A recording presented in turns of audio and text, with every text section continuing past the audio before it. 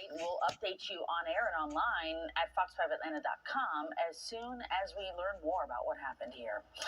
A deadly shooting in Public Safety Committee chair who says the fire department's resources are dire. Fox 5's Morris Diggs has new details. Oh, Jesus. The role of the men and women in Atlanta's firehouses is to perform at a high level. They don't want to have to worry whether they can bring enough functioning equipment to a scene. This recent fire proved to be a tipping point for one Atlanta leader who believes the public is not getting the full picture of how prepared fire teams are right now to respond to emergencies. Example, there should have been 6 ladder trucks on scene. Only 2 ladder trucks, one of which was only fully functional. The other had issues with its water flow getting it to the top of the ladder.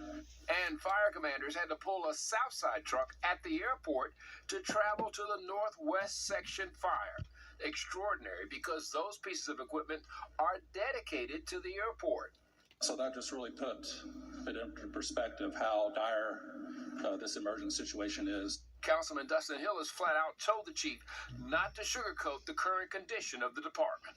There was a quote in there that said there is no fire service delivery risk for the city of Atlanta, its citizens, or our visitors. The state of our fleet has been in this space not just a decade, it's been 2 decades. Before Andre Dickens took over as mayor, the city got way behind ordering new equipment, and the maintenance shop cannot turn around the existing equipment fast enough. One problem, the massive trucks are specialized. So this is not a piece of equipment where you can go and just go get a part off the shelf. Where are the new trucks the chief was promised? We found out that supply chain issues pushed them back into a corner, and so that's why the date keeps moving back on us. No matter what the conditions of the equipment or our service conditions are, we are still running the calls and we are doing the job. Now, there are a few pieces of equipment that are scheduled to arrive over the next few months, including 1 truck later this month. From Buckhead, I'm Morris Diggs, Fox 5 News. Officials to find out exactly what happened here. The shooting happened at a home here on Butterworth Road just before noon.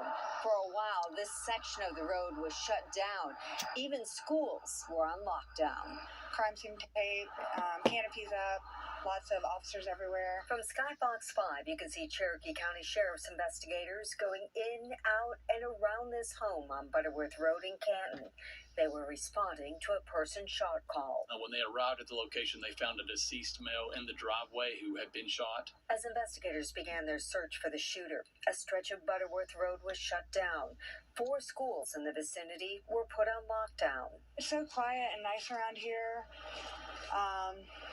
I think everyone's more worried. Initially, sheriff's investigators weren't certain either, but it wasn't long before they made another discovery on the property. They found another person behind the home who also had been shot, and there was a weapon with that individual. They believe that he is the shooter. Investigators believe that man had shot himself. Medics rushed him to Wellstar Kennestone Hospital with life-threatening injuries. The sheriff's office is not releasing the names of the 2 people who were shot, but they do say they are related. It seems like something just went wrong inside that house, and, all we can do is just pray for them and the family, and hope that they can get through this and, relatives, things will move forward in a better manner. So just a super sad situation. Cherokee County school officials say they put those 4 schools on lockdown during all of this as a precaution, keeping the safety of the students, staff, and teachers in mind. In Cherokee County, Denise Dillon.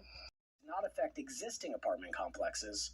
Wade says that comes down to practicality. I worked very, very closely with the Atlanta Apartment Association as well as the Commercial Board of Realtors, and these were the recommendations that we received because we did not want to burden all of the communities in Atlanta. So these cameras don't need to tap into APD's citywide security network, but they have to have the ability to.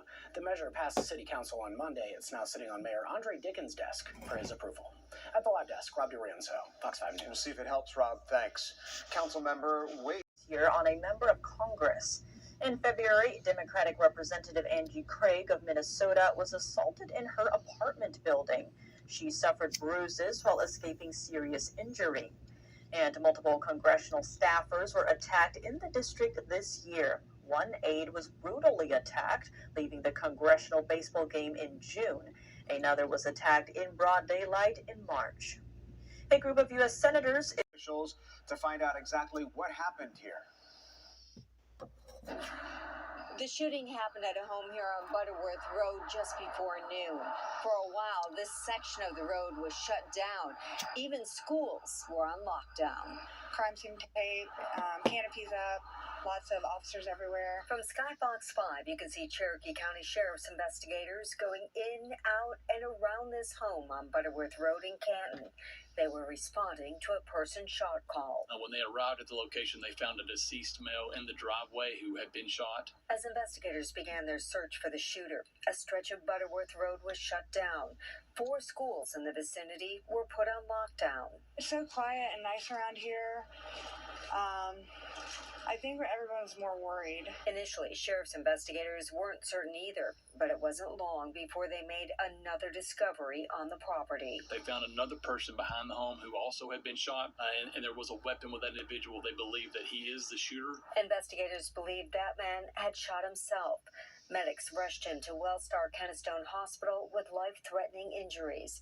The sheriff's office is not releasing the names of the 2 people who were shot, but they do say they are related. It seems like something just went wrong inside that house, and all we can do is just pray for them and the family, and hope that they can get through this and relatives, things will move forward in a better manner. So just a super sad situation.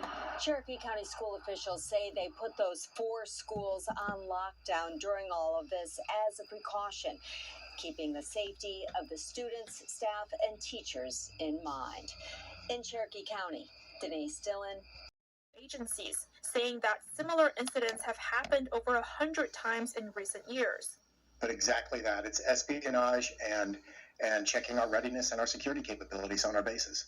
And that's what China wants. They want the innovation not just from our factories and our general economy. They want our innovation from all of our military ideas and thoughts and services and so on. It's a significant national security threat.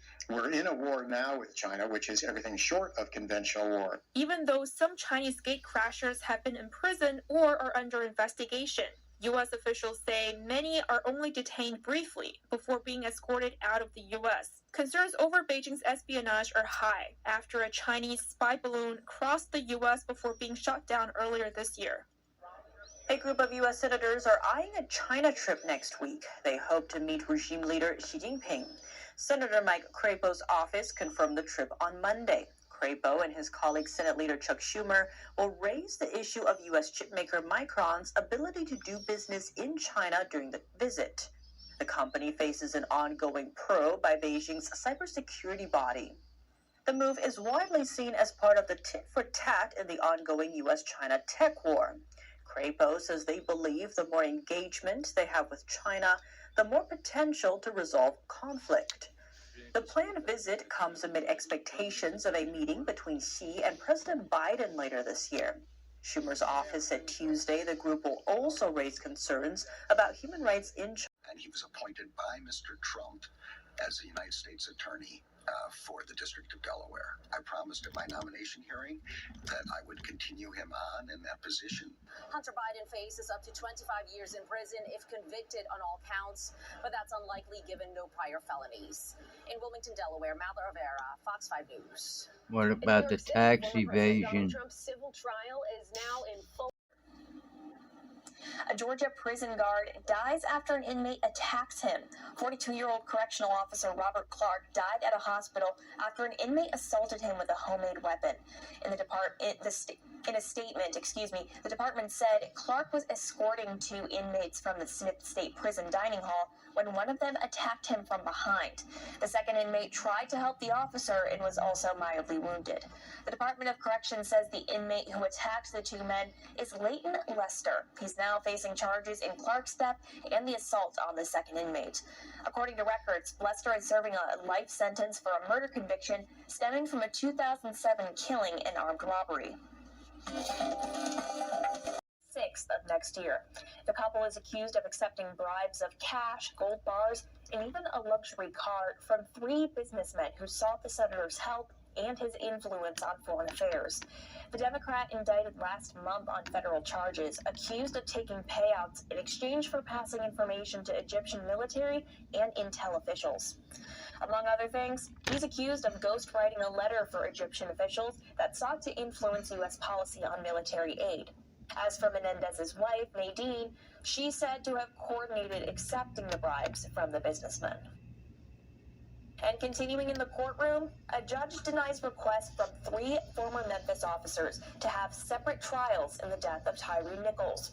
Lawyers for the 3 filed motions to sever their cases from the 2 other accused officers, arguing the 3 wouldn't get a fair trial if they all face a jury together. The judge denied the request, saying severing the cases is not required for a fair determination of their guilt or innocence. All 5 former Memphis police officers pleading not guilty to state charges. To go on strike if their demands are not met before midnight. The workers are calling for higher pay, better benefits, and increased staffing. We want to make sure that the Kaiser executives stop the short staffing that we have. I want to make sure that our patients are safe. Kaiser's not moving fast enough. We're hearing about patient waits, long delays for appointments for mammograms, cancer screenings. A spokesperson for Kaiser Permanente says it will continue negotiating contracts in good faith, but the company added it has contingency plans in place to ensure patients can still receive care if a strike is called. Radiation therapy is a common part of cancer treatment. For patients with breast cancer or cancer in their chest area, radiation can destroy malignant cells. But there are other potential short and long-term health risks that come with it. Radiation therapy raises the risk of serious heart problems down the road. A local oncologist says attacking cancer with multiple treatments is the key. We're always trying to make sure that we're not over-treating folks, whether that be with surgery, radiation, or chemotherapy. But all 3 should be looked at as potentially areas where we can de-escalate. And we're always trying to fine-tune to make sure we get the less treatment for the best outcomes. This study also found that women who were diagnosed with low-risk luminal A breast cancer were able to safely skip radiation after surgery and take a hormone-blocking pill instead. And Dr. Pollard says if you're newly diagnosed, find a cancer center that takes a multidisciplinary approach on deciding how to treat your diagnosis. Well, still has Moreland Avenue underpass. Look at this. Somebody needs to come out here and clean this up. It's ridiculous. Of bed bugs. Reports by the authorities and residents suggest these little critters have infiltrated not only homes, but public transport, hotels, and cinemas. Recent cases were even reported in high-speed trains here at the Paris Gare de Lyon, just behind me. The problem has escalated to the point that authorities are promising urgent measures to combat the infestation. There are French media reports of residents panicking and specialized pest control stores being overwhelmed by phone calls. This is really traumatizing me, which means when I'm taking a high-speed train, to be honest, I'm not at ease. So I'll keep my luggage closed to prevent the bed bugs from getting into my home. The fact we can actually see them means there are a lot of them, and in addition, they are being seen in the day when they usually come out at night. So there's a big problem somewhere. Discovering these unwanted Yeah, intruders is I'd not say only a so. stressful experience for locals, but a costly one too. Parisians spend on average £400 to get rid of the bugs in their homes.